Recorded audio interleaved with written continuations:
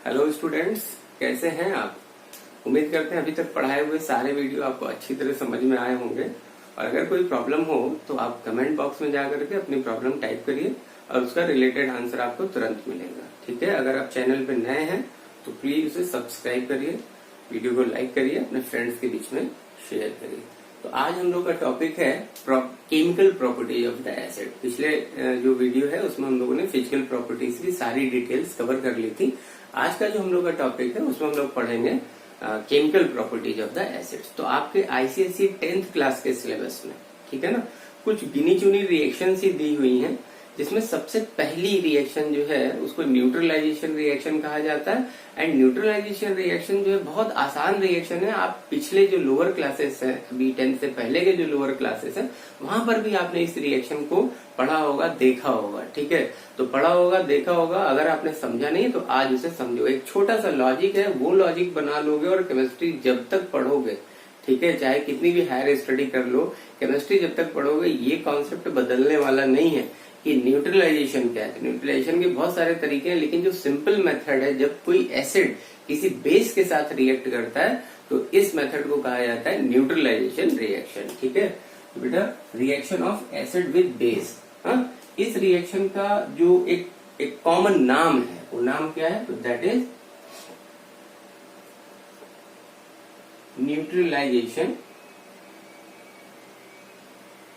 Reaction. इसको neutralisation कहते हैं। सिंपल सा फार्मूला है, इसके लिए फार्मूला आप बना लो, एक फार्मूला, एक लॉजिक बना लो। लॉजिक के थ्रू ही जाना है। और कोई भी रिएक्शन हो, कैसा भी एसिड दे दिया हो, कैसा भी बेस दे दिया हो, अगर आपको लॉजिक पता है तो आप रिएक्शन को तुरंत सॉल्व कर लेंगे। फाइनली आपको केवल रिएक्शन को क्या करना है, बैलेंस करना है। तो हम कुछ करके भी दिखाते हैं। एसिड, कोई भी एसिड, एनी एसिड XYZ, चाहे वो मिनरल एसिड हो, चाहे वो ऑर्गेनिक एसिड हो, मतलब इनऑर्गेनिक हो, ऑर्गेनिक हो, कैसा भी एसिड हो, हाइड्रो एसिड हो, ऑक्सी एसिड हो, any kind of the acid, when react with base. ठीक है, व्हेन रिएक्ट विद बेस, याद रखना है कि बेस जो होते हैं उनको एल्कली भी कहा जाता है। ठीक है, उनको एल्कली भी कहा जाता है। लेकिन यहाँ पर एक इम्पोर्टेंट चीज है, जब हम आपको बेस पढ़ाएंगे, अभी तो हम लोग एसिड पढ़ रहे हैं, जब हम लोग बेस के बारे में पढ़ेंगे तो वहां पर हम आपको डिफरेंस समझाएंगे कि ये जो सारे एल्कली हैं, all the alkalis are bases. ठीक है, सारे एल्कलीज जो है वो बेस हैं, but all the bases are not alkalis. तो ये क्या है लॉजिक, ये हम लोग नेक्स्ट वीडियो में पढ़ेंगे जब हम लोग बेस शुरू करेंगे। तो अभी के लिए फिलहाल आपको याद रखना है कि भाई बेस अगर हम कह रहे हैं तो ठीक है, बेस है। बेस ऐसा सब्सटेंस है जो किसी रिएक्शन में हाइड्रोक्सिल आयन प्रोवाइड करता है। और एल्कली का मतलब क्या हो गया, एल्कली एक सिंगल बेस के लिए आप एल्कलीज लिखेंगे। एल्कलीज का मतलब एक से ज्यादा। ठीक है, तो एल्कलीज जो होते हैं वो भी बेस हैं, एल्कलीज जो है वो भी बेस हैं, लेकिन सारे बेसेस जो है वो एल्कलीज नहीं है। तो ये जो क्वेश्चन है इसको आप ढूंढिएगा, देखिएगा। लेकिन जब हम लोग नेक्स्ट वीडियो पढ़ेंगे, जब बेस के बारे में डिटेल्स पढ़ेंगे, तब यहाँ पर हम आपको बताएंगे। तो अभी देखें, एसिड को जब बेस या किसी एल्कलीज के साथ रिएक्ट किया जाता है तो फाइनली फॉर्मेशन किसका होता है, तो फॉर्मेशन होगा सॉल्ट। एक सॉल्ट का फॉर्मेशन होगा प्लस क्या बन जाएगा, वाटर। ठीक है, ये एक बहुत इंपॉर्टेंट फार्मूला है, इसको आप लॉजिक भी कह सकते हो। इंपॉर्टेंट फार्मूला या लॉजिक है। एंड इस लॉजिक को आपने समझ लिया, बस इसी लॉजिक को आपको याद कर लेना है, आपकी सारी रिएक्शन सॉल्व होती चली जाएगी। चलिए कोई एक एसिड लेते हैं, आपको कौन सा एसिड बहुत अच्छा लगता है, तो आप सबने सुना होगा भाई, जो ज्यादा सुनते हैं वही ज्यादा अच्छा भी लगता है। तो हाइड्रोक्लोरिक एसिड हो गया, सल्फ्यूरिक एसिड हो गया, नाइट्रिक एसिड, ये 3 एसिड के नाम आपने बहुत सुने होंगे। ठीक है, फिर ऑर्गेनिक एसिड्स में आ जाइए तो आपने फॉर्मिक एसिड का नाम सुना होगा, एसिटिक एसिड का नाम सुना होगा, एसिटिक एसिड का नाम तो बहुत ज्यादा सुना होगा। ठीक है ना, तो इन्हीं एसिड्स के थ्रू जो है रिएक्शन करके चलते हैं, देखते हैं क्या बनता है। और एल्कलीज में, बेसेस में जो बहुत कॉमन बेस आपने सुने होंगे, जैसे कि सोडियम हाइड्रोक्साइड हो गया, पोटेशियम हाइड्रोक्साइड हो गया, कैल्शियम हाइड्रोक्साइड हो गया, मैग्नीशियम हाइड्रोक्साइड हो गया। मैग्नीशियम हाइड्रोक्साइड क्या है, मिल्क ऑफ मैग्नीशिया। आजकल एक ऐड आता है क्रेमेफिन, ठीक है, एक ऐड आता है क्रेमेफिन का, उसमें जो साइना नेहवाल है वो ऐड कर रही हैं कि आपको अगर कॉन्स्टिपेशन है, कब्ज की प्रॉब्लम है, तो आप क्रेमेफिन जो है रोज रात को 1 चम्मच लीजिए। तो उस टेमेफिन के फॉर्मूले में जब देखिए एक्सप्लेनेशन दी गई तो उसमें क्या बताया गया कि मिल्क ऑफ मैग्नीशिया जो आपके बॉडी के नेचुरल वाटर के साथ मिलकर के काम करता है, तो मिल्क ऑफ मैग्नीशिया वो क्या है, दैट इज मैग्नीशियम हाइड्रोक्साइड। ठीक है, तो एग्जाम्पल के थ्रू चीजों को समझते हैं बेटा। पहला जो एग्जाम्पल है इसका, आपने कोई एसिड ले लिया, चलिए HCl, सपोज HCl लेते हैं। HCl क्या है, हाइड्रोक्लोरिक एसिड। अब हाइड्रोक्लोरिक एसिड को लेकर के सोडियम हाइड्रोक्साइड के साथ रिएक्ट करा देते हैं। सोडियम हाइड्रोक्साइड क्या है, एक बेस भी है और एक एल्कली भी है। ठीक है, तो आपने NaOH के साथ इसको रिएक्शन करा दी। सिंपल सा लॉजिक है। सिंपल सा लॉजिक क्या है कि बॉन्ड कहां से टूटेंगे, तो जो हाइड्रोक्लोरिक एसिड है जब इसके बॉन्ड टूटेंगे तो हाइड्रोजन और क्लोरीन के बीच का ही तो बॉन्ड ब्रेक होगा। तो देखिए हाइड्रोजन और क्लोरीन के बीच का बॉन्ड ब्रेक करना है आपको। आपने हाइड्रोजन और क्लोरीन के बीच का बॉन्ड ब्रेक किया। यहाँ पर सोडियम और हाइड्रोक्सिल आयन, ये देखिए हाइड्रोक्साइड पार्ट है, तो सोडियम और हाइड्रोक्सिल में जो बॉन्ड बन रहा है सोडियम और ऑक्सीजन के बीच में। ठीक है, तो यहाँ पर जो बॉन्ड ब्रेकअप होगा सोडियम और ऑक्सीजन के बीच में, तो इस तरीके से क्या होगा, यहाँ से हाइड्रोक्साइड आयन रिलीज होगा। जो बेसिस होते हैं वो किसी भी रिएक्शन में हाइड्रोक्सिल आयन को कैसे रिप्रेजेंट किया जाता है, OH, और इसके ऊपर एक निगेटिव चार्ज दिखाते हैं, तो हाइड्रोक्सिल आयन रिलीज कर रहा है बेस। ठीक है, और जो एसिड है उसने क्या रिलीज किया, तो एसिड याद रखेंगे कि एक्वस सॉल्यूशन में हाइड्रोनियम आयन इनपुट करते हैं। एसिड्स जो होते हैं वो एक्वस सॉल्यूशन में हाइड्रोनियम आयन इनपुट करते हैं, लेकिन अगर कोई ऐसी रिएक्शन जहां पर डायरेक्ट किसी बेस के साथ रिएक्शन करनी है और यहाँ से हाइड्रोक्सिल आयन आ रहा है, तो आप प्रोटॉन डोनर कॉन्सेप्ट को ही फॉलो करोगे कि भाई हाइड्रोजन आयन यहाँ से बाहर निकला और ये हाइड्रोजन आयन जाकर के किसके साथ रिएक्ट कर रहा है, OH के साथ रिएक्ट कर रहा है। फिर भी अगर आपको रिएक्शन नहीं समझ में आ रही है तो एक बहुत आसान सा लॉजिक है, इस सीधे से लॉजिक को फॉलो करो। सीधा सा लॉजिक क्या है कि सॉल्ट एंड वाटर का फॉर्मेशन होना है, तो हमने एसिड लिख लिया, बेस लिख लिया, एसिड लिख लिया और बेस लिख लिया। ये उन लोगों के लिए बता रहा है जो केमिस्ट्री में कच्चे हैं, जिन्हें ये लगता है कि नहीं हम नहीं समझ पा रहे हैं।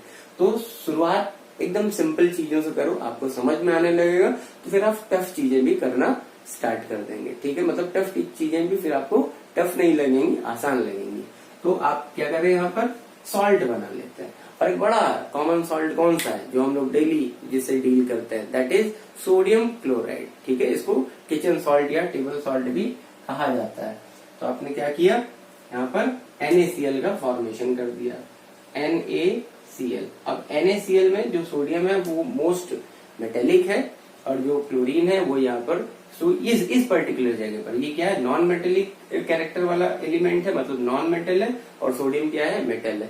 तो याद रखना है कि जब एक मेटल और एक नॉन मेटल आपस में कंबाइन करते हैं तो किसका फॉर्मेशन होता है, सॉल्ट का फॉर्मेशन होता है। और यहाँ पर देखो कि कभी भी जब एसिड और बेस रिएक्ट करते हैं तो सॉल्ट कैसे बनेगा, एसिड में आपको देखना है कि मोस्ट नॉन मेटेलिक पार्ट कौन सा है। एसिड में मोस्ट नॉन मेटेलिक पार्ट कौन सा है उसको आप पकड़ लीजिए। यहाँ पर मोस्ट नॉन मेटेलिक पार्ट कौन सा है, क्लोरीन है, ले लिया।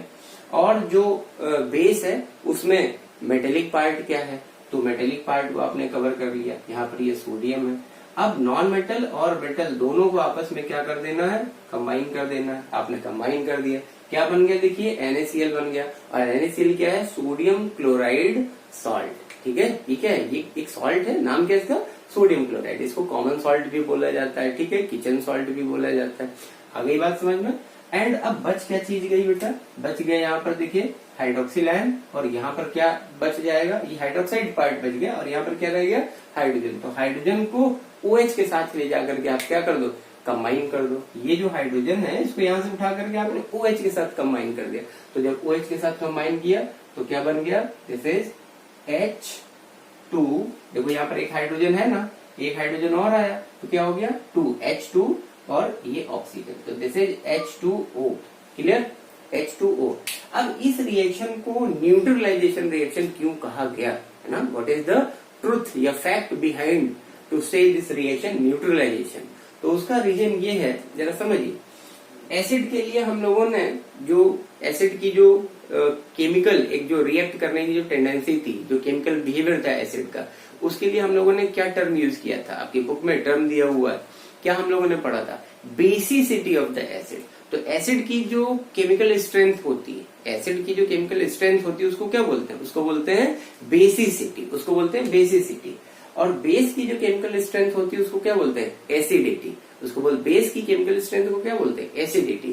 तो यहाँ पर देखिए एसिड की जितनी बेसिसिटी है, ठीक है, बेस अपनी उतनी ही एसिडिटी के साथ क्या रिएक्शन में क्या कर रहा है, इंट्रोड्यूस हो रहा है, ठीक है।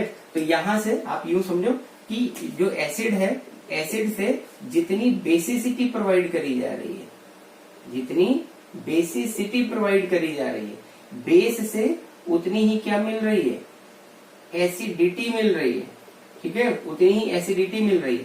बेसिसिटी और एसिडिटी, इसको ऐसे समझ सकते हैं कि बेसिसिटी को आप पॉजिटिव से सपोज क्या कर रहे हो, इंडिकेट कर रहे हो, और एसिडिटी को किससे इंडिकेट कर रहे हो, नेगेटिव से इंडिकेट कर रहे हो, ठीक है।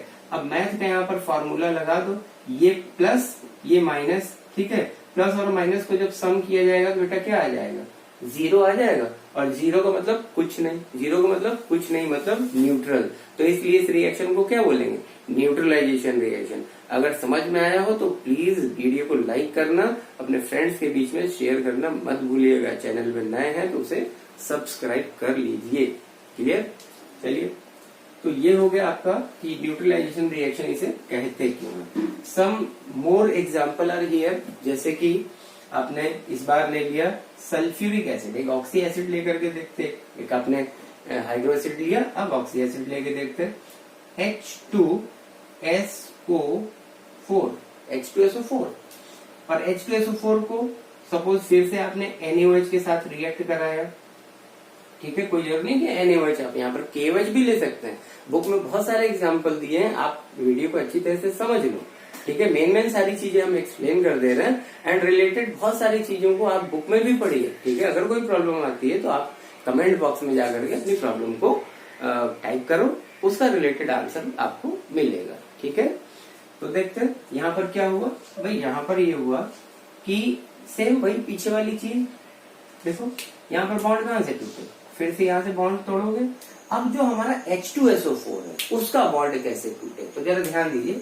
H2SO4 को अगर आप कभी डिकम्पोज करने लगे, मतलब H2SO4 का आयनाइजेशन की बात आई, तो H2SO4 दो तरीके से आयनाइज होता है, ठीक है, दो तरह से आयनाइज होता है। वो दोनों जो यहाँ पर मेथड है लिख दे रहे हैं आपके सामने। देखिए H2SO4 एक बार क्या हुआ, पार्शियल आयनाइजेशन हुआ, ये जो पहली जगह है यहाँ पर इसका पार्शियल आयनाइजेशन हो। और जब H2SO4 पार्शियली आयनाइज होगा तो पार्शियली आयनाइज होकर के इसने एक हाइड्रोजन आयन इनपुट किया रिएक्शन में, और साथ में क्या उसने बनाया, HSO4। तो HSO4 क्या, this is by sulphate ion या हाइड्रोजन सल्फेट आयन, और एक ये हाइड्रोजन आयन, ठीक है। दूसरा जो केस है जहां पर H2SO4 फिर से आयनाइज हो रहा है, तो ये क्या है, इसका टोटल आयनाइजेशन या कंप्लीट आयनाइजेशन, ठीक है। तो जब कंप्लीट आयनाइजेशन हुआ तो जो हमारा सल्फ्यूरिक एसिड है उसने दो हाइड्रोजन आयन जो है रिलीज किए, एंड क्या यहाँ पर उसने नेगेटिव आयन कौन सा दिया, जैसे सल्फेट आयन SO4। आ गई बात समझ में। तो H2SO4 दो तरह से आयनाइज हो रहा है, एक बार ये पार्शियल आयनाइज हो रहा है, और दूसरी बार ये क्या हो रहा है, टोटल या कंप्लीटली आयनाइज हो रहा है। अब देखो H2SO4, अब हमने सल्फ्यूरिक एसिड के लिए तो ये आपको बताया कि partial ionisation and complete ionisation हो रहा है। हमने हाइड्रोक्लोरिक एसिड में ये बात क्यों नहीं कही, हाइड्रोक्लोरिक एसिड तो कंप्लीटली आयनाइज हो रहा है, वो कभी भी पार्शियल आयनाइज नहीं होता। उसका रीजन ये है कि हाइड्रोक्लोरिक एसिड क्या है, एक मोनोबेसिक एसिड है, ठीक है, बताया ना बेसिसिटी में, क्लासिफिकेशन ऑफ एसिड्स बेसिसिटी के भी आपको। तो ये एक मोनो बेसिक एसिड है, और जो भी मोनोबेसिक एसिड होते हैं, ठीक है, वो अपने जब भी आयनाइज होंगे तो उनका आयनाइजेशन हमेशा कंप्लीट आयनाइजेशन ही होता है, ठीक है। और मोनो है मतलब एक हाइड्रोजन आयन वो रिलीज कर रहे हैं, ठीक है ना, ऑन आयनाइजेशन। भाई एक ही हाइड्रोजन आयन है, उनके कॉम्पोजिशन में, मॉलिक्यूलर कॉम्पोजिशन में जाइए, क्योंकि एक ही हाइड्रोजन आयन प्रेजेंट है। तो जब यहाँ पर एक ही हाइड्रोजन आयन प्रेजेंट है तो एक बार में एक ही हाइड्रोजन आयन तो निकलेगा ना बेटा, ठीक है। तो आपको यही ध्यान देना है कि इसलिए ये जो जितने भी मोनोबेसिक एसिड होते हैं they get complete ionise during the reactions, और जो अदर देन मोनोबेसिक एसिड्स होंगे, अदर देन मोनोबेसिक एसिड्स भी होते हैं, वो क्या होते हैं, वो आपके पार्शियल आयनाइज भी होते हैं और टोटल आयनाइजेशन भी उनका होता है। Total means complete ionisation. तो H2SO4 जब पार्शियली आयनाइज हुआ तो उसने एक सिंगल हाइड्रोजन आयन एंड एक हाइड्रोजन सल्फेट आयन रिलीज किया, और जब उसका कंप्लीट आयनाइजेशन हुआ तो उसने 2 हाइड्रोजन आयन एंड एक सल्फेट आयन रिलीज किया। ठीक है, तो इस तरह से जो हमारा H2SO4 है, जब वो किसी बेस के साथ रिएक्ट करता है तो 2 कैटेगरी ऑफ सॉल्ट्स का फॉर्मेशन करता है। अगर सल्फ्यूरिक एसिड किसी बेस के साथ रिएक्ट कर रहा है, और वहां पर उसका पार्शियल आयनाइजेशन होगा, ठीक है, तो जो सल्फ्यूरिक एसिड है वो एक एसिड सॉल्ट का फॉर्मेशन करेगा। एसिड सॉल्ट वो सॉल्ट होते हैं जिनके मॉलिक्यूलर कंपोजिशन में हाइड्रोजन प्रेजेंट होता है। ऐसे सॉल्ट्स जिनके मॉलिक्यूलर कंपोजिशन में हाइड्रोजन प्रेजेंट हो उनको एसिड सॉल्ट बोलेंगे। ठीक है, और जब सल्फ्यूरिक एसिड का कंप्लीट आयनाइजेशन होता है तो वो क्या बनाएगा, वो बनाएगा आपका एक नॉर्मल सॉल्ट वो होते हैं जहां पर एक simple type of cation present हो। आयनाइज सॉल्ट जब आयनाइज होगा तो वो कैटायन और एनायन रिलीज करेगा। तो ऐसे सॉल्ट जो अपने आयनाइजेशन पे सिंपल कैटायन और सिंपल एनायन प्रोड्यूस करते हैं उनको क्या कहा जाता है, उनको बोला जाता है नॉर्मल सॉल्ट। ठीक है, नॉर्मल या सिंपल सॉल्ट। आ गई होगी बात समझ में। ठीक है, चलिए तो रिएक्शन करके देखते हैं। एक बार हम लोग इसका क्या करेंगे, कंप्लीट आयनाइजेशन करेंगे और एक बार पार्शियल आयनाइजेशन। तो यहाँ पर H2SO4 का पहली जो रिएक्शन है इसमें पार्शियल आयनाइजेशन करते हैं।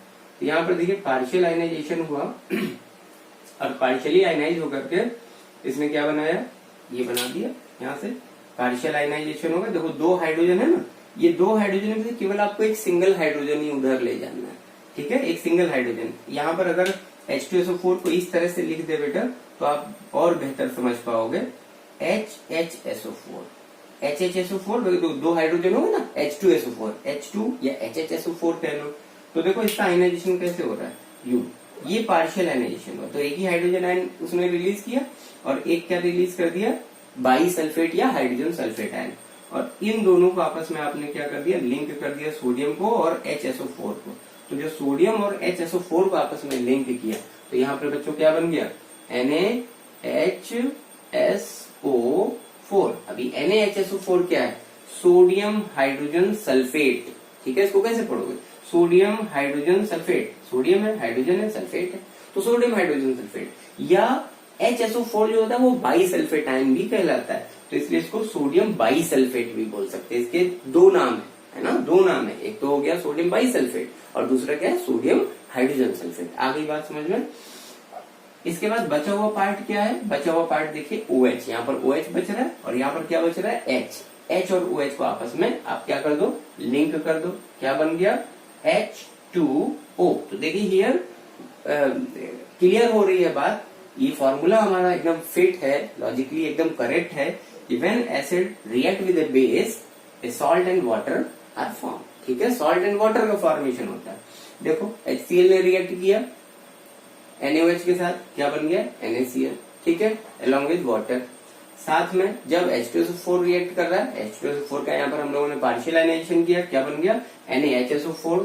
ये एक सॉल्ट है, एसिड सॉल्ट है, क्योंकि इसके मॉलिक्यूलर कंपोजिशन में क्या प्रेजेंट है, ये एसिड सॉल्ट है। एसिड सॉल्ट क्यों, क्योंकि इसके मॉलिक्यूलर कंपोजिशन में क्या प्रेजेंट है, हाइड्रोजन प्रेजेंट है, इसलिए एसिड सॉल्ट है। ऊपर क्या है, नॉर्मल सॉल्ट है। आ रही बात समझ में। एंड साथ में देखिए क्या बन गया, वाटर बन गया।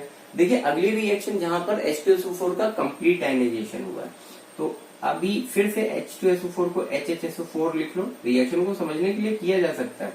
ठीक है बेटा, और यहाँ पर आपने क्या किया, NaOH, फिर से रिएक्शन कराई।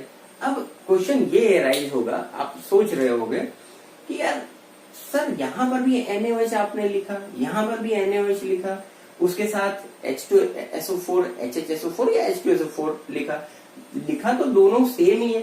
तो क्या रीजन है कि ऊपर पार्शियल आयनाइजेशन हुआ, जो पहली ये जो रिएक्शन है यहाँ पर पार्शियल आयनाइजेशन हुआ, और यहाँ पर कंप्लीट की बात कर रहे हैं, यहाँ पर कंप्लीट आयनाइजेशन की बात कर रहे हैं। तो बेटा पार्शियल और कंप्लीट का लॉजिक ये है कि जो हमने H2SO4 लिया है उसके अगेंस्ट रिएक्शन करने के लिए जब हम जो बेस ले रहे हैं वो बेस की क्या अमाउंट ली है, लिमिटेड अमाउंट ली है। जब एसिड के अगेंस्ट जो बेस है उसकी लिमिटेड अमाउंट ले ली तो क्या होगा, तो वो हो जाएगा आपका जो एसिड है पार्शियली आयनाइज होगा।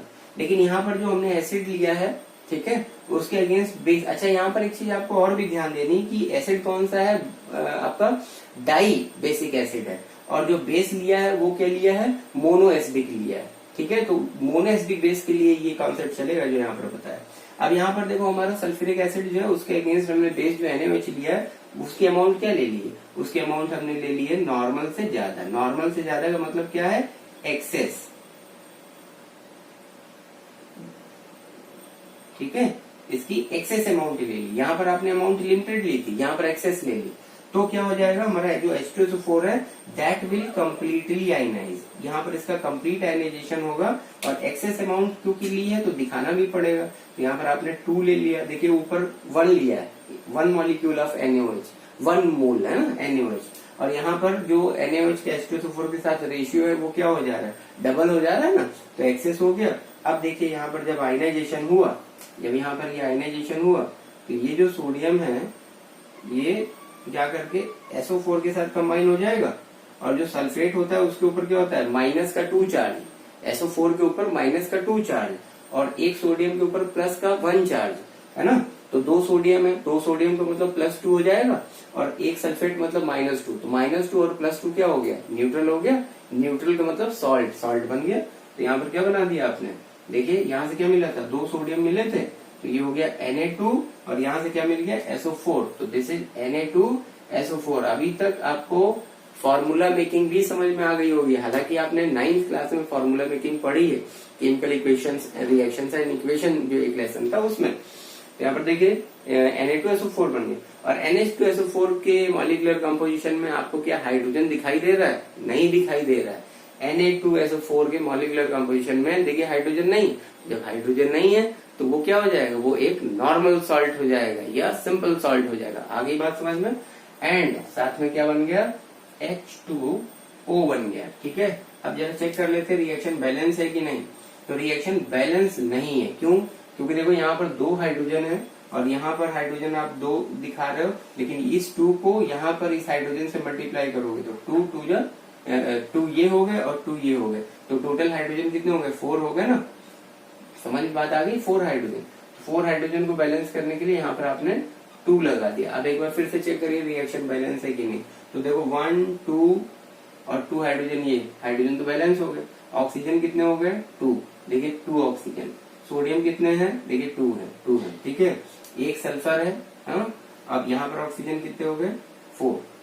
आगे बात समझ में, तो रिएक्शन बैलेंस है। तो दिस इज न्यूट्रलाइजेशन रिएक्शन। बच्चों समझ में आया होगा, न्यूट्रलाइजेशन तो क्लियर हो गया ना। अगर नहीं समझ में आया तो आप कमेंट बॉक्स में अपनी प्रॉब्लम टाइप कर सकते हैं। तो ये पहली रिएक्शन है जिसको न्यूट्रलाइजेशन कहते हैं। इसमें आपका लॉजिक ये चलेगा कि आप एसिड को याद रख लो, किसी भी बेस के साथ रिएक्ट कराया जाए तो हमेशा एक सॉल्ट एंड वाटर का फॉर्मेशन होगा। क्लियर। नेक्स्ट रिएक्शन की तरफ बढ़ते हैं, जो सेकेंड रिएक्शन है हम लोगों की। सेकेंड रिएक्शन में क्या कहा जा रहा है, व्हाट हैपेंड व्हेन, आपसे पूछा जाएगा कि बताइए क्या होता है जब कोई एसिड किसी मेटल के साथ रिएक्ट करता है। When an acid reacts with a kind of metal, ठीक। तो यहाँ पर ये जो सेकेंड रिएक्शन है इसमें आपको reaction of acid with metals कहना है, ठीक है। इसको मेटल्स के साथ रिएक्शन करना है। अब मेटल्स में भी आपको याद रखना है कि कौन से मेटल, है ना, विच काइंड ऑफ मेटल। तो मेटल्स में आपको याद रखना है एक्टिव, एक्टिव मेटल्स की बात हो रही है। जो रिएक्शन में जो मेटल्स के साथ आपको रिएक्ट करना है वो रिएक्शन क्या है, वो मेटल्स क्या है, एक्टिव मेटल। अब भाई एक्टिव मेटल की पहचान कैसे करी जाए, कौन से मेटल्स एक्टिव है। तो एक इलेक्ट्रोकेमिकल सीरीज होती है बेटा, या एक्टिविटी सीरीज ऑफ मेटल्स होती है। आप देखिए आपके पास जो भी बुक है उस बुक में जा करके देखिए, क्योंकि अभी वीडियो बहुत लंबा हो जाएगा, बहुत सारे एक्सप्लेनेशन है। तो जरा ध्यान दो, आपके पास जो भी बुक है, आपके पास जो सिलेबस की बुक है उसमें एक एक्टिविटी सीरीज ऑफ मेटल्स दी हुई है, ठीक है ना। और उस एक्टिविटी सीरीज में क्या किया गया है, कुछ मेटल्स को ऐसे लेकर के एक वर्टिकल सीरीज में ऐसे रखते आए हैं जिसमें बीच में एक जगह कहीं पर हाइड्रोजन आ रहा है, ठीक है, हाइड्रोजन आ रहा है। और वो जो हाइड्रोजन है उसके नीचे भी कुछ मेटल्स हैं और हाइड्रोजन के ऊपर भी कुछ मेटल्स हैं। तो यहाँ पर आपको एक्टिव मेटल्स के लिए लॉजिक याद रखना है कि वो सारे मेटल्स जो एक्टिविटी सीरीज में, एक्टिविटी सीरीज आप अपनी बुक में देखिए, अभी फिलहाल अपनी बुक में देखिए, ठीक है। तो एक्टिविटी सीरीज में वो सारे मेटल्स जो हाइड्रोजन से कंपेरेटिवली, हाइड्रोजन से कंपेयर करते हुए हाइड्रोजन के ऊपर प्लेस है, the metals what are placed above to hydrogen in the activity series, they are termed as the active metal then hydrogen. Hydrogen से ज्यादा एक्टिव है, आ रही बात समझ में? इसी लॉजिक को आपको याद रखना है कि वो सारे मेटल्स जो हाइड्रोजन से ज्यादा एक्टिव हैं वो एक्टिविटी सीरीज में कहाँ है? They are placed above to hydrogen, clear. और the metals what are placed below to hydrogen into the activity series, activity series में वो मेटल्स जो हाइड्रोजन से नीचे प्लेस है वो क्या है? वो हाइड्रोजन से लेस एक्टिव है, ठीक है। अब ये लेस एक्टिव और मोर एक्टिव का जो कॉन्सेप्ट है इसको हमें फॉलो करना है नॉर्मल टेम्परेचर एंड प्रेशर पर। इसको फॉलो करना है नॉर्मल टेम्परेचर एंड प्रेशर का मतलब हो गया एनटीपी, ठीक है। NTP normal temperature pressure. भाई नॉर्मल टेम्परेचर कितना होता है? तो रूम टेम्परेचर जो होता है जिसमें इजीली हम लोग सरवाइव कर पाते हैं हमारी सराउंडिंग में, एक टेम्परेचर 25 डिग्री सेंटीग्रेड, ठीक है, एक यूजुअल टेम्परेचर, इसको नॉर्मल टेम्परेचर। प्रेशर कितना होता है नॉर्मल? तो नॉर्मल प्रेशर होता है 1 एटमॉस्फेयर। 1 एटमॉस्फेयर को अगर सेंटीग्रेड में दिखाएं, मिलीमीटर सेंटीग्रेड HG स्केल पर, तो क्या हो जाएगा? 76 सेंटीमीटर HG, ठीक है, मर्करी स्केल पर। एंड अगर इसी को मिलीमीटर में दिखाया जाएगा तो क्या हो जाएगा? ये हो जाएगा 760 mmHg। mmHg का मतलब मिलीमीटर मर्करी। आ रही बात समझ में? तो ये है आपका एटमॉस्फेयर 1 एटमॉस्फेयर प्रेशर एंड जो टेम्परेचर है वो 25 डिग्री सेंटीग्रेड, इसको NTP normal temperature and pressure कहा जाता है, ठीक है। तो एक्टिव मेटल अब तक आप समझ गए। अब जरा ध्यान दो, सपोज दो लोग आमने सामने आए, ये और एक ये, ठीक है। ये जो है ये लेस एक्टिव है, ध्यान से समझिएगा, लेस एक्टिव है। चलिए डायरेक्ट बोलते हैं कि ये हाइड्रोजन है, डायरेक्ट बोल रहे हैं कि ये हाइड्रोजन है, क्लियर। और ये कौन है? ये एक एक्टिव मेटल है, बहुत ध्यान से समझो। ये कौन है? ये एक्टिव मेटल है और ये हाइड्रोजन है, ठीक है। अब ये हाइड्रोजन जो है एक चेयर पर बैठा हुआ है, बहुत ध्यान समझो। ये जो हाइड्रोजन है ये एक चेयर पे बैठा हुआ है, ठीक। और ये जो एक्टिव मेटल है टहलता हुआ चला आया उस जगह, और उसने देखा यार कमरे में एक ही रूम जो है उसमें केवल एक ही सिंगल चेयर पड़ी हुई है, एक ही चेयर पड़ी हुई है, ठीक है। और ये जो एक्टिव मेटल है ये टहलता हुआ आ रहा है, इसने देखा कि अरे हमें बैठना है और चेयर तो एक ही है, अब हम करें क्या? ये हाइड्रोजन तो यहाँ पे पहले से बैठा है, तो ये क्या करेगा? ये आएगा, है ना, हुड़ दबंग दबंग दबंग, याद है? हुड़ दबंग दबंग दबंग ही करते हुए आएगा और हाइड्रोजन से क्या कहेगा? बेटा हाइड्रोजन यहाँ से चुपचाप निकल लो, है ना, चुपचाप निकल लो। क्यों? क्योंकि I am more active to you, मैं तुमसे ज्यादा एक्टिव हूँ, नहीं मानोगे उठा के पटक दूंगा, ठीक है। तो हुआ वही, हाइड्रोजन नहीं माना, इसने क्या किया? हाइड्रोजन को पटक दिया और खुद उस जगह आ गया। आगे बात समझ में? तो यहाँ पर कॉन्सेप्ट बेटा ये है कि जो मोर एक्टिव मेटल है that are able to displace hydrogen from the acids.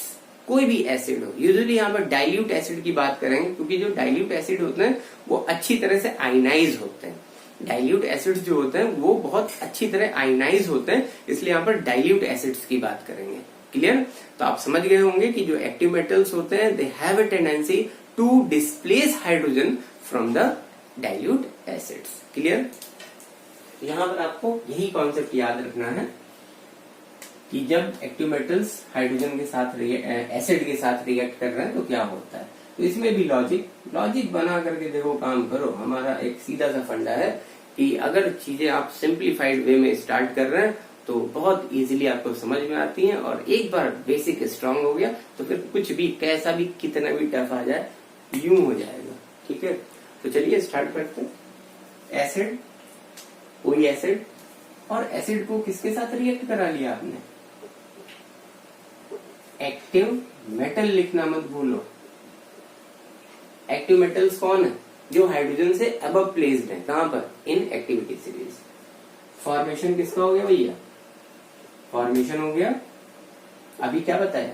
जो एक्टिव मेटल है that have a tendency to displace hydrogen from the acids, clear. तो आप हाइड्रोजन डिस्प्लेस कर दो, ठीक है, ये देखिए। और हाइड्रोजन जब डिस्प्लेस होगी तो किस फॉर्म में बाहर आएगी? That always comes into form of hydrogen gas. ठीक है, तो यहाँ पर आपको हाइड्रोजन गैस लिखनी है, और हाइड्रोजन गैस के लिए जो फार्मूला लिखा जाता है वो क्या होता है, H2। तो ये आपने हाइड्रोजन गैस बना दी। आप चाहो तो ब्रैकेट में यहाँ नीचे G लिख दो, उसका मतलब गैस, या H2 लिख करके ऊपर की तरफ जाता हुआ एक अपराइट एरो बना दो, उसका मतलब कि भाई वो गैस है। ठीक है, ये गैस को सिंबलाइज करने के लिए होता है। अब और क्या मिलेगा, तो ये जो एक्टिव मेटल है जब उसने हाइड्रोजन को डिस्प्लेस कर दिया तो खुद जा करके, अब जैसे मान लीजिए HCl, बहुत ध्यान समझ लीजिएगा प्लीज, HCl है और ये कोई M मेटल है, उसने M मेटल ने क्या किया, हाइड्रोजन से कहा चलो बाहर निकल लो, तो हाइड्रोजन तो बेचारा बाहर चला गया। ठीक है, अब ये मेटल है ये खुद आकर के क्या होगा, बचे हुए एसिड के बचे हुए पार्ट के साथ कंबाइन हो जाएगा ना। तो इसी तरीके से कॉन्सेप्ट आपको याद रखना कि यहाँ पर क्या बनता है, एक सॉल्ट बनेगा, एक सॉल्ट का फॉर्मेशन होगा, और सॉल्ट के साथ दूसरी चीज जो दिख रही है वो क्या है कि भाई हाइड्रोजन गैस का एवोल्यूशन हो रहा है। ठीक है, तो ये आपका लॉजिक है।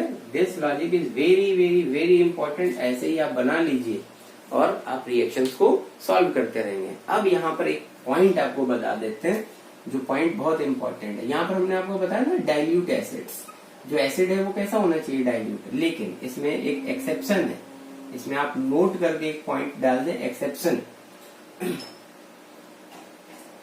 दिस रिएक्शन या this fact is not for dilute HNO3। ये बहुत इंपॉर्टेंट फैक्ट है, इस पर रिएक्शन अक्सर पूछ लिए जाते हैं। एक रीजन पूछा जाता है कि why active metal when react with dilute nitric acid, है ना, do not displace hydrogen. Active metal जो है वो हाइड्रोजन क्यों नहीं डिस्प्लेस कर रहे हैं, या यूं पूछ लिया जाएगा कि डाइल्यूट नाइट्रिक एसिड जब एक्टिव मेटल्स के साथ रिएक्ट करता है तो हाइड्रोजन गैस का एवोल्यूशन क्यों नहीं होता है। तो उसका रीजन ये है, अभी बताते हैं reason. This reaction is not for dilute nitric acid. ये आपको फैक्ट है, ये आपको याद कर लेना, ये नोट पॉइंट है। तो उसका रीजन क्या है, तो रीजन ये है बेटा, this is because of the strongest nature, strongest oxidizing nature, oxidizing nature of nitric acid HNO3। जो नाइट्रिक एसिड है, याद रखना है आपको, जो नाइट्रिक एसिड है वो बहुत बहुत बहुत ही अच्छा ऑक्सीडाइजिंग एजेंट होता है। Nitric acid is a good, या आप कह सकते हो वेरी गुड या एक्सीलेंट, है ना। Nitric acid is an excellent kind of the oxidising agent. Oxidising agent याद रखिए, ऑक्सीडाइजिंग एजेंट। तो होता क्या है कि जो HNO3 है वो एक्टिव मेटल के साथ रिएक्ट तो कर रहा है और हाइड्रोजन का एवोल्यूशन भी हो रहा है। लेकिन इससे पहले कि वो जो हाइड्रोजन डिस्प्लेस हुई है रिएक्शन में, फाइनली हाइड्रोजन गैस के फॉर्म में बाहर निकले। ठीक है, जो HNO3 है उस हाइड्रोजन का, जो डिस्प्लेस हो रही हाइड्रोजन, उस हाइड्रोजन का क्या कर देता है, ऑक्सीडेशन कर देता है। ऑक्सीडेशन मतलब एडिशन ऑफ ऑक्सीजन। ठीक है, तो जो हाइड्रोजन डिस्प्लेस हो रहा है उसके साथ आकर के क्या जुड़ जाएगा, ऑक्सीजन कंबाइन हो जाएगा। और जब हाइड्रोजन के साथ ऑक्सीजन कंबाइन हो जाएगा तो क्या बन जाएगा, वाटर बन जाएगा। तो इसी वजह से याद रखना है कि जो HNO3 की रिएक्शन होती है किसी एक्टिव मेटल के साथ, तो वहां पर हमेशा सॉल्ट बनेगा। कौन सा सॉल्ट बनेगा, नाइट्रेट सॉल्ट बनेगा। नाइट्रेट सॉल्ट बनेगा, ठीक है, NO2 गैस रिलीज होगी और क्या बनेगा, वाटर बनेगा। यहाँ पर ये आपको लॉजिक हमेशा बना करके अपने दिमाग में रखना कि जब भी आपने HNO3 को रिएक्ट कराया, सपोज HNO3 को सोडियम के साथ रिएक्ट करा दिया, सोडियम के साथ, और रिएक्शन कराई। रिएक्शन कराने के बाद हमने क्या देखा कि यहाँ पर NO3 बन गया, NO2 गैस रिलीज हुई और साथ में क्या बन गया, वाटर बन गया। अभी रिएक्शन को आपको क्या करना है भाई, केवल बैलेंस करना है। एक काम करते हैं, यहाँ पर 2 लगा देते हैं। यहाँ पर भी 2 कर देते हैं और यहाँ पर भी 2 कर देते हैं। ठीक है, अभी बैलेंस नहीं हुआ। ठीक है, बैलेंस करने के लिए आप फिर से जो चीजें हैं उनको बदलिए। यहाँ पर 4 कर दीजिए, यहाँ पर आप एक काम कर सकते हैं, यहाँ पर 5 कर दीजिए।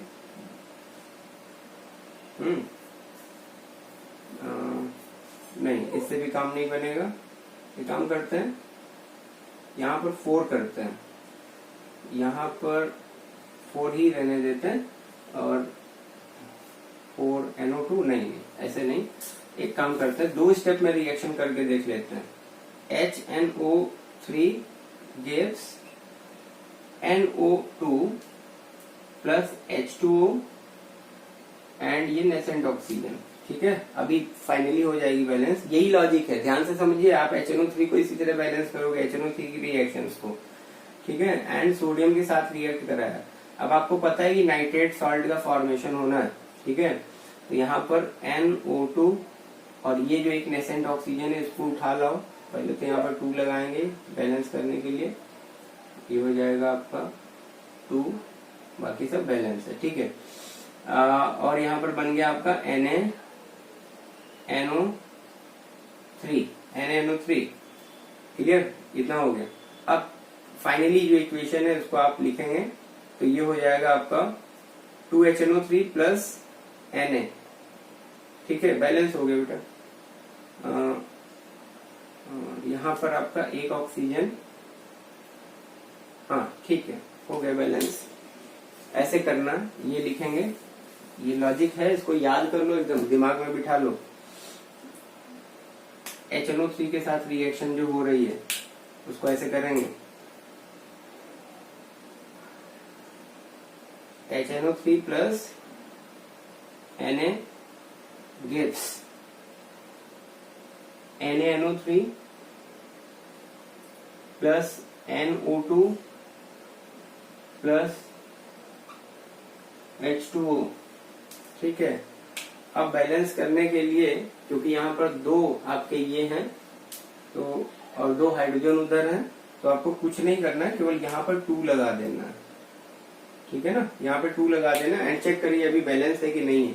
तो देखिए 2 हाइड्रोजन है यहाँ पर, ये 2 हाइड्रोजन एंड वाटर में 2 हाइड्रोजन दिख रहे हैं। ठीक है, एंड 2 3 6, ऑक्सीजन कितने हैं 6 है। अब जरा यहाँ चेक करो, 3 ऑक्सीजन ये हो गए, 2 ये हो गए 5 एंड एक ये हो गया। ठीक है ना, 5 1 6 ऑक्सीजन भी हो गए। सोडियम कितना है 1, हियर 1 सोडियम। नाइट्रोजन चेक करिए, देखिए 2 नाइट्रोजन है। ठीक है, एक नाइट्रोजन ये हो गया, एक ये हो गया, नाइट्रोजन भी बैलेंस है। ठीक है, तो ये आपकी एक बैलेंस इक्वेशन है।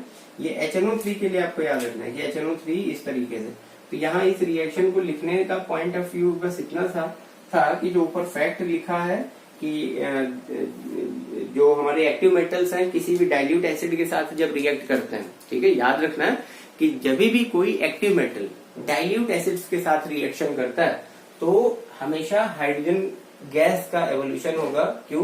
क्योंकि एक्टिव मेटल जो है वो हाइड्रोजन गैस को डिस्प्लेस करने की पावर रखते हैं, टेंडेंसी रखते हैं। ठीक है, लेकिन उसमें भी एक्सेप्शन क्या है कि this reaction is not for dilute nitric acid. Dilute nitric acid के लिए सुटेबल नहीं है रिएक्शन ये वाली। क्यों? क्योंकि इससे जो हमारा, सपोज यहाँ पर आपने नाइट्रिक एसिड रखा, तो नाइट्रिक एसिड जो है उसके लिए रिएक्शन क्यों नहीं सुटेबल? उसका रीजन ये है कि जो नाइट्रिक एसिड है, nitric acid is strongest oxidising nature वाला है। ठीक है, और क्योंकि ये स्ट्रॉन्गेस्ट ऑक्सीडाइजिंग नेचर वाला है तो इसलिए आपको याद रखना है कि इससे पहले कि हाइड्रोजन रिएक्शन में एकदम बाहर आ जाए, रिएक्शन होने के बाद एकदम बाहर आ जाए प्रोडक्ट की फॉर्म में, ठीक है, इससे पहले कि हाइड्रोजन प्रोडक्ट की फॉर्म में बाहर आ जाए, नाइट्रिक एसिड क्या करता है, उस हाइड्रोजन का ऑक्सीडेशन कर देगा और हाइड्रोजन किस में कन्वर्ट होगा? वाटर में कन्वर्ट होगा। हाइड्रोजन का जब ऑक्सीडेशन हो जाएगा तो हाइड्रोजन किस में कन्वर्ट हो जाएगा? वाटर में कन्वर्ट हो जाएगा। इस वजह से रिएक्शन में हाइड्रोजन गैस बाहर नहीं आती बल्कि क्या मिलता है? वाटर मिलता है। ठीक है, तो ये HNO3 के साथ रिएक्शन है, ये इंपॉर्टेंट रिएक्शन है, आप में अक्सर पूछ ली जाती है, इसका रीजन भी पूछ लिया जाता है और रिएक्शन भी आपसे लिखवाई जाती है। तो इसको आप कर लीजिए, नोट कर लीजिए। ठीक है, ये वाला पार्ट। अब ऊपर जो हम लोगों ने फैक्ट लिखा है उस फैक्ट से रिलेटेड कुछ एग्जाम्पल देख लेते हैं। ये पार्ट आपको समझ में आ गया होगा, ठीक है, इसे साफ कर रहा हूं। बहुत इंपॉर्टेंट था बेटा HNO3 वाला केस, ठीक है। तो यहां पर आपको याद रखना है, इस जगह भी आप चाहो तो लिख लो कोई भी एसिड, ठीक है, accept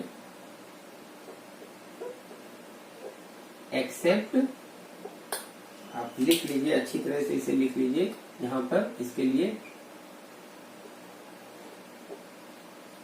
accept nitric acid HNO3। HNO3 क्या है? HNO3 आपका नाइट्रिक एसिड है, ठीक है। तो एक्सेप्ट नाइट्रिक एसिड। अब एग्जाम्पल कुछ ले लेते हैं, कुछ एग्जाम्पल देखते हैं। चलिए, कोई अब HNO3 को छोड़ के कोई एसिड लेना है ना, ठीक है। ले लिया H2SO4, और H2SO4 जो है डाइल्यूट लेते हैं सल्फ्यूरिक एसिड, और H2SO4 की एक्टिव मेटल सपोज इस बार हम लोगों ने पोटेशियम लिया, सोडियम कई बार ले चुके हैं, अब इस बार पोटेशियम ले लिया, पोटेशियम के साथ रिएक्शन कराई, पोटेशियम भी हाइड्रोजन से ऊपर प्लेस है इसलिए एक्टिव है, पोटेशियम के साथ रिएक्शन कराई और H2SO4 का सपोज कंप्लीट आयनाइजेशन कर रहा है, तो यहाँ पर 2K रख लीजिए, ठीक है, कंप्लीट आयनाइजेशन हुआ। बॉन्ड कहां से टूटा? बॉन्ड देखिए यहाँ से टूट गया, यहाँ से बॉन्ड टूट गया, ये कंप्लीट आयनाइजेशन हो गया तो सल्फेट निकलेगा ना, और ये सल्फेट जाकर के किसके साथ कंबाइन हो गया? ये कंबाइन हो गया पोटेशियम के साथ। जब सल्फेट पोटेशियम के साथ कंबाइन हुआ तो फॉर्मेशन किसका हुआ? K2SO4, this is potassium sulphate, ठीक है, दिस इज पोटेशियम सल्फेट। और देखिए हाइड्रोजन गैस का अलॉन्ग विद हाइड्रोजन गैस का क्या हो जा रहा है?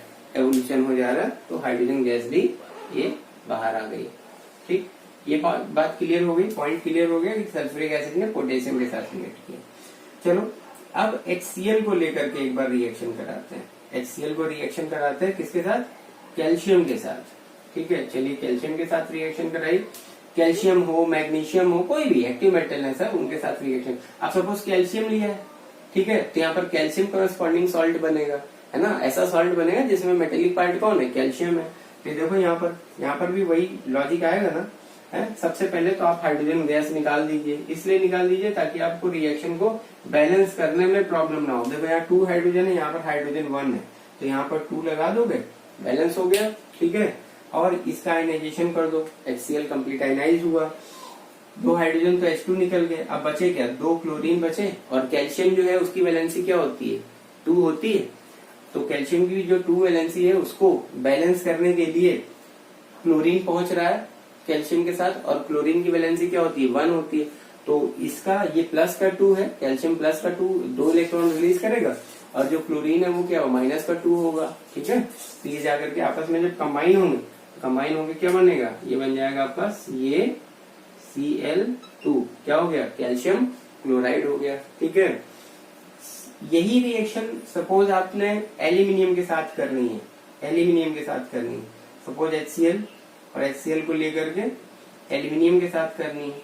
एल्यूमिनियम की वैलेंसी क्या होती है? 3 होती है, और क्लोरीन की 1 है ना। तो इसका जो 1 है इसके 3 के साथ बैलेंस करना है, तो क्लोरीन कितने हो जाएंगे? 3 हो जाएंगे कि नहीं हो जाएंगे? ठीक है। तो यहाँ पर सबसे पहले तो आप जो हाइड्रोजन गैस है H2 उसको निकाल दो, तो आप रिएक्शन को बैलेंस कर पाओगे। अब देखो यहाँ पर अगर हम लोग 2 लिख दे रहे हैं और एल्यूमिनियम की वैलेंसी क्या है? 3 है, तो बैलेंस करने में थोड़ी सी दिक्कत आ सकती है, ठीक है।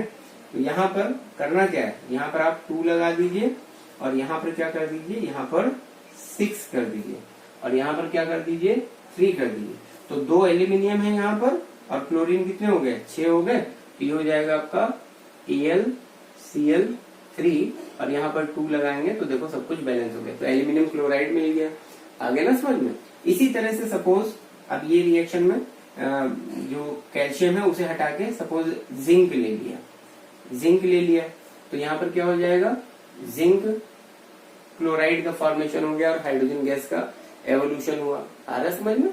तो आपको याद रखना है कि जब भी एक्टिव मेटल्स रिएक्ट करते हैं किसी भी डाइल्यूट एसिड के साथ एक्सेप्ट HNO3, ठीक है, तो फॉर्मेशन किसका होगा? जो हमारा सॉल्ट है वो बनेगा। सॉल्ट कौन सा बनेगा?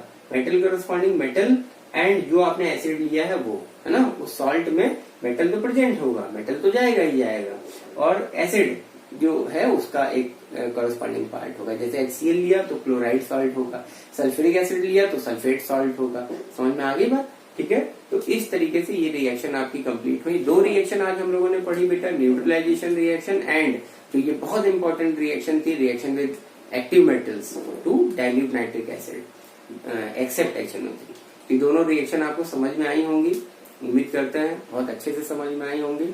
अपने फ्रेंड्स के साथ वीडियो को जरूर शेयर करो, ठीक है। और वीडियो समझ में आए तो लाइक करने में कंजूसी बिल्कुल मत करो, है ना। लाइक करने में कंजूसी आप बिल्कुल मत करिए, ओके। तो बचे हुए